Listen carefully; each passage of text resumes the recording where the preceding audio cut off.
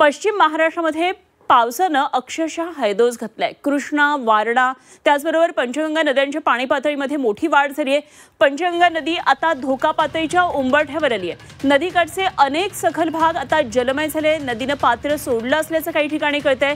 तर गेल्या 8 दिवसांपासून सातत्यानं पश्चिम महाराष्ट्रात सतत पाऊस आहे।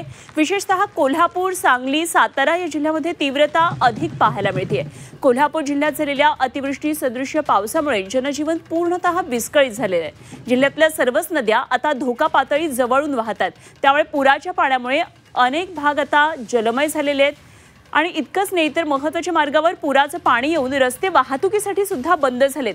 कोल्हापूर जिल्हा प्रशासनानं अनेक शाळांना त्यामुळे सुट्ट्या जाहीर केलेल्या आहेत। राज्यमार्ग, जिल्हा मार्ग यावरची वाहतूक ठप्प आहे। नदीकाठच्या अनेक गावांमध्ये पुराचं पाणी शिरलेलं आहे।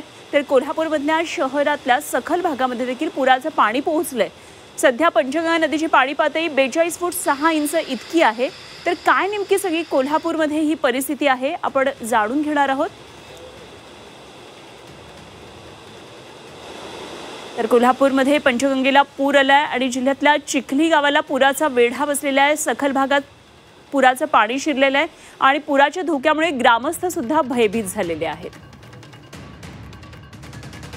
कोल्हापूरमध्ये पंचगंगा नदीची वाटचाल आता धोका पातळीकडे एकंदरीत पोहोचली। हळूहळू जिल्ह्यातल्या प्रमुख मार्गांवर सुद्धा पाणी आलेलं आहे आणि महत्त्वाचं म्हणजे रत्नागिरी कोल्हापूर हा महामार्ग देखील आता पाण्याखाली गेलेला आहे आणि या मार्गावरची वाहतूक थांबवण्यात आली आहे। त्यामुळे ठिकठिकाणी आता वाहतुकीचा एकंदरीतच खोळंबा झालेला पाहायला मिळतंय।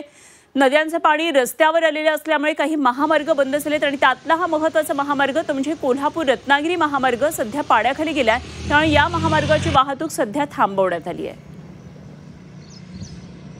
तर काय नेमकी सगळी कोल्हापूर जिल्ह्यामध्ये ही परिस्थिती आहे आपण जाणून घेऊया। आमचे प्रतिनिधी प्रताप नाईक आपल्या बरोबर जोडले गेलेत। प्रताप, तुझ्या मागे सुद्धा मोठ्या प्रमाणात पावसाचं पाणी रस्त्यावर पाहायला मिळते आणि अशा या पाण्यातून नागरिक रस्त्यावरून वाट काढताना दिसत। काय सगळी परिस्थिती सध्या कोल्हापुरात आहे? मी उभा आहे आंबेवाडी चिखलीच्या दरम्यान। आपण जर ह्या रस्त्यावर पाहिलं तर कशा प्रकारे पुराचं पाणी हळूहळू गावामध्ये घुसू लागले हे दिसून येत आहे। मध्यवर्ती भाग आहे गावाचा आणि त्याच ठिकाणी हे पाणी आलेलं आहे, म्हणजेच अनेक उमऱ्यांना हे पाणी लागलेलं आहे।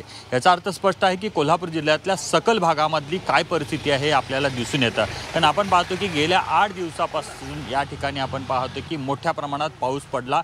घाटमाथ्यावर विशेषतः पाऊस पडल्यामुळं धरणातून देखील मोठ्या प्रमाणात विसर्ग करण्यात आला। त्याचा परिणाम म्हणून आपण बघू शकतो की अनेक महत्त्वाचे रस्ते आज जलमय झालेले आहेत। कोल्हापूर रत्नागिरी मार्ग हा या मार्गावर जवळपास 3-3.5 फूट पाणी आहे।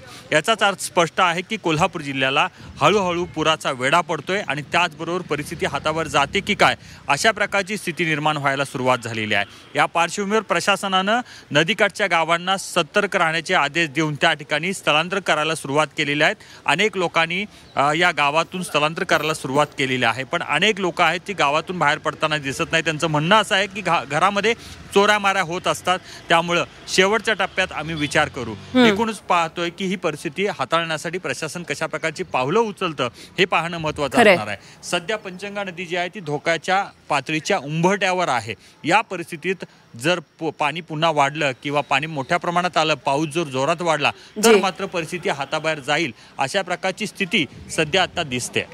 खरंय प्रताप, एकंदरीतच सतर्कता बाळगणं हे गरजेचं आहे। असं संपर्कात राहा।